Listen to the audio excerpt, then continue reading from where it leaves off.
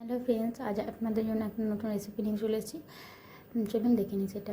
দেখুন, আমি এখানে মোচা নিয়ে নিয়েছিলাম। মোচাটা আগে থেকে আমি কেটে নিয়েছিলাম, এটা আর আপনাদেরকে দেখানো হয়নি। তো ওইটা কেটে নিয়ে আমি নুন হলুদ দিয়ে সেদ্ধ হতে দিয়ে দিয়েছি কড়াইয়ে।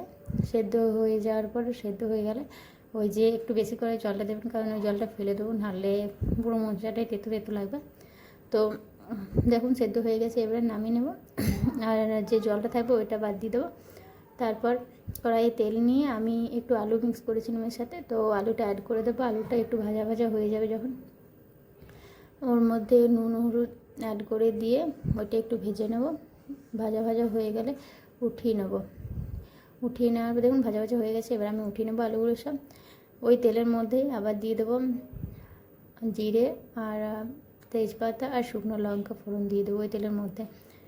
তো শুকনো লঙ্কা তেজপাতা সব ফোড়ন দেওয়ার পর তারপর ফোড়নটা একটু করা হবে, তারপর আদা বাটা আর কাঁচা লঙ্কা বাটা দিয়ে দিয়েছিলাম।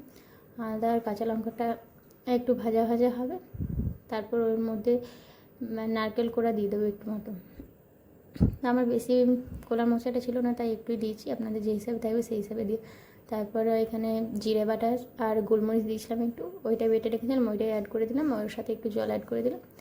এটা ভালো করে আর নুন হলুদ অ্যাড করে দেবো।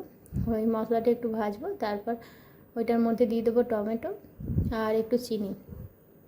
ওই মশলাটা একটু ভাজা ভাজা হবে, একটু নাড়বেন, দেখবেন মনে হচ্ছে তেল ছাড়ছে, ভাজা ভাজা হয়ে গেছে। তারপর এই সেদ্ধ করে রাখা মোচাটা দিয়ে দেবো আর আলুটাও দিয়ে দেবো ওর মধ্যে। তো দুটো একসাথে ভালো করে মিক্স করে নিয়ে ভালো করে মিক্স করে নেবেন। মিক্স করে নেওয়ার পর তারপর একটু ঘি অ্যাড করবেন ওইটার সাথে। আর ওপর থেকে আমি একটু নারকেল কোড়াটা দিয়েছিলাম, খুব ভালো লাগছিলো খেতে। আমার নারকেল এমনিতেও খুব ভালো লাগে, তাই আমি একটু বেশি করে দিয়েছিলাম। তো আপনারা চাইলে যেমন খুশি দিতে পারেন। আর ভিডিওটা ভালো লাগলে লাইক শেয়ার কমেন্ট করতে ভুলবেন না। দেখা হচ্ছে পরের ভিডিওতে। Tata, bye bye.